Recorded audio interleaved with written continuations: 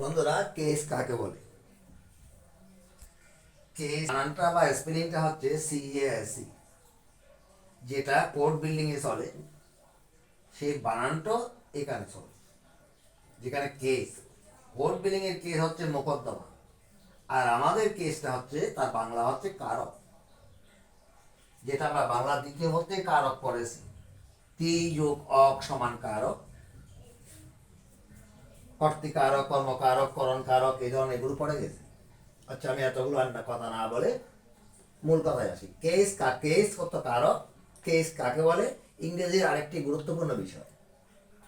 এটাও জানতে হবে। ইংরেজি যদি নিজে নিজে করতে চাও, প্যারাগ্রাফ অথবা রাইটিং পার্ট যদি নিজে নিজে বানিয়ে লিখতে চাও বাংলার মতো, অটোমেটিক এই জিনিসগুলো অবশ্যই লাগবে। কেস কাকে বলে, এখানে মোকদ্দমা কাকে বলে নয়, এখানে কারক কাকে বলে। সেন্টেন্সের বাংলা অর্থ হচ্ছে বাক্য। বাক্যে নাউন বা প্রনাউনের সহিত অন্য ওয়ার্ডের যে সম্পর্ক থাকে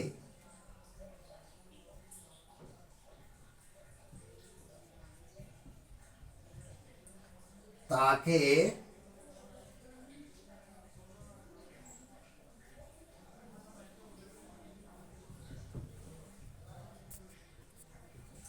যেমন একটা উদাহরণ দিলাম,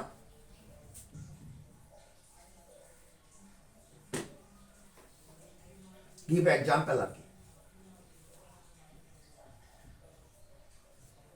একটা উদাহরণ দিলাম, যেমন I gave him my pen, আমি তাকে আবার কলমটি দিলাম।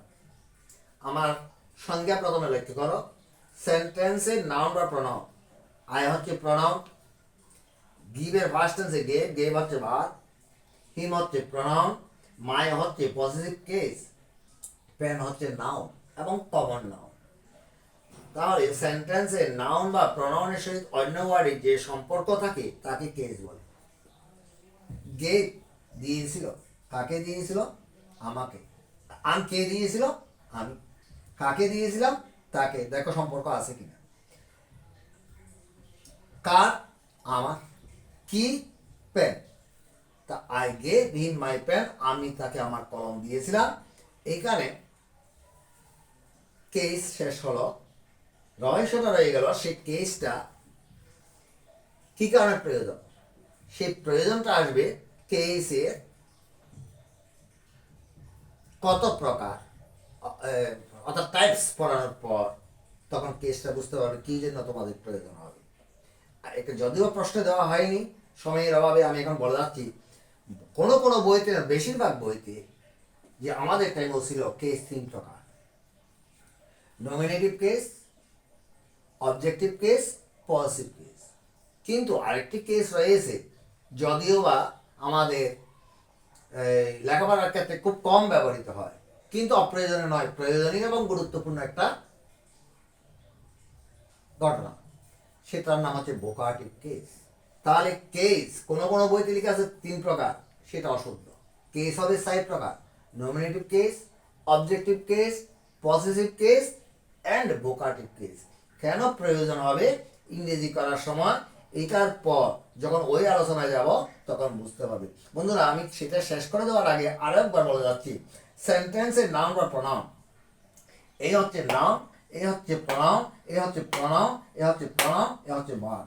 দিয়েছিল, কে দিয়েছিল? আমি দিয়েছিলাম। কাকে দিয়েছিলাম? তাকে। কার? আমার। কি? কলম। এবার এই উদাহরণের সঙ্গে এই সংখ্যাটা যদি তুমি পর্যালোচনা করো, উত্তরটা অ্যাকুরেটলি পেয়ে যাবে। কোর্ট বিল্ডিং এ গেলে কেজের অর্থ দাঁড়াবে মোকদ্দমা, আর তোমার বই পুস্তকে যখন পড়তে যাবে সেই কেজের বাংলা হচ্ছে, অর্থাৎ বাংলা অর্থ হচ্ছে কারক।